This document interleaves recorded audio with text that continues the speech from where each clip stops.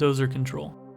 Dozer Control refers to the archetype throw-up of Infinitrack, Ancient Gear, Machina, and Trains. Aerosol TCG is the known creator of the concept, being one of the first to identify the synergy our Earth machines exhibit. It's a different pace, it combos but boasts modesty.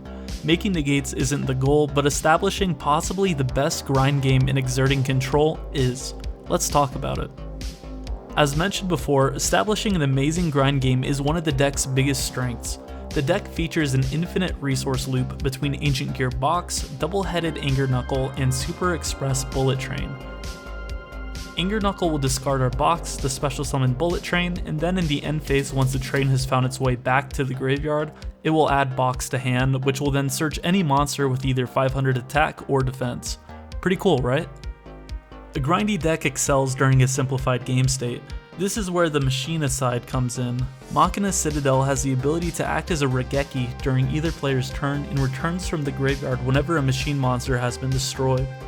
When you add a 3k attack stat and make it level 10, this becomes even deadlier.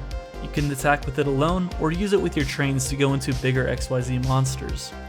Infinitrack acts as the engine, getting the ball rolling for our deck. All of the plays in our arsenal are enabled by Infinitrack's amazing extension and draw power. There are multiple one-card combos that lead into this, and there are ways to bait powerful hand traps such as Nibiru. To me though, one of the deck's biggest strengths is how unfamiliar it'll be for most players. A Sucker Punch, though dirty, is a sure way to have the upper hand in a fight. You want to make sure that punch has force though, but I can assure you that's not an issue. The deck is so new that not too many people have had the chance to mess around with ratios or try anything too experimental. Because of that reason, I'd prefer to show you what the deck does rather than a list quite yet. If there is enough interest, a deck list will be in the foreseeable future though. The main line of play starts with one of our deck's 4 starters. When ran at 3 of each, we have an 85% chance of opening at least one. Our normal summon will search Infinitrack Brutal Dozer, which is where the deck's name takes inspiration. Dozer triggers on summon, bringing out our Infinitrack Trencher. We overlay the two into Riverstormer and detach to activate the effect to search our Bullet Train. We then link this away into our Goliath. Our archetypes are starting to come together. Unlike other players, here is where I like to bait a potential DD Crow, Ghost Spell, or even Nibiru. I activate Riverstormer to special summon it. If the opponent interrupts, through Trencher and Bullet Train I can still establish a board, even if slightly weaker. I'll link the Riverstormer off again into Goliath to pad my graveyard and give my opponent another chance to activate Nibiru. When I confirm I'm good to go, out will come Bullet Train and we will link the two off into our Ancient Gear Ballista. Ballista will search box, which will search out the missing piece of the Infinitrack puzzle, Tunneler. We say goodbye to Ballista to bring Tunneler out, link it away for our final Goliath, and bring it back again with Trencher. We end the toxic relationship by linking both it and Goliath off into our Anger Knuckle. But what did this accomplish? Tunneler is an in-archetype Avarice. We have been loading our graveyard up with extra deck monsters faster than your average Zodiac player. We can put 4 back, leaving Stormer as is, and it can summon itself back from the grave later. The last card we shuffle in is our starter, and then we draw 2, as drawing 2 is always great. In the end phase, Bullet Train will activate and we'll get back our Dozer. The mission now is to survive until turn 3, simplify the game state, and then eventually OTK. At first glance, the end board might seem a little underwhelming. Well, we have a few other ways of surviving turn 2. Drawing Heavy Freight Train Derrick Crane or our Bullet Train in the opening hand will allow us to search the other off of Riverstormer.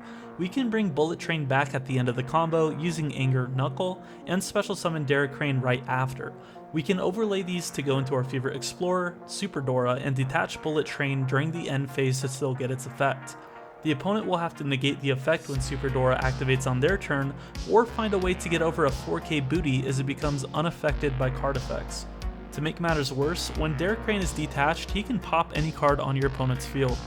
Another great interruption that was mentioned at the start is Machina Citadel. We can use Machina Redeployment or Hard Draw to get to Machina Overdrive. Overdrive allows us to summon Citadel from hand, deck, or proc its graveyard effect when it resolves, destroying a machine monster. Once Citadel is out, you have a board wipe. The third way we can get to turn 3 is simply by hard draw luck. The deck can run multiple hand traps and other powerful interruptions such as Torrential Tribute and Deinonychus.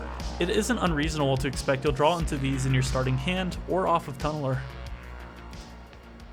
Now that you're familiar with the deck, let's get into some quick gameplay. This game you're going to see something a little bit different. Machina Fortress, being the oldest card in the deck, is ironically slept on, though it helps create more interactions on your board. Because I open this combination, I'm able to make a monster negate, use my Tunneler draws, and set up Citadel. If I got luckier with my Metal Cruncher, I could have also set up a Super Dora with the Dare Crane pop. A lot of people get stuck up on the bread and butter and don't let themselves try out paths outside the norm. Again, sorry for the quick gameplay, but if you guys would like to see more, just let me know in the comment section below.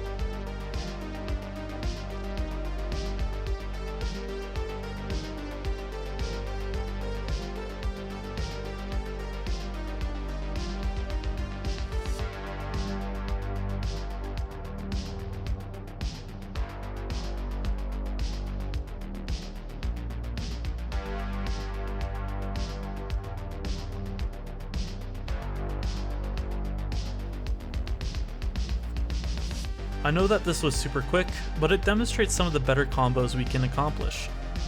Rogue is the champion of the new format.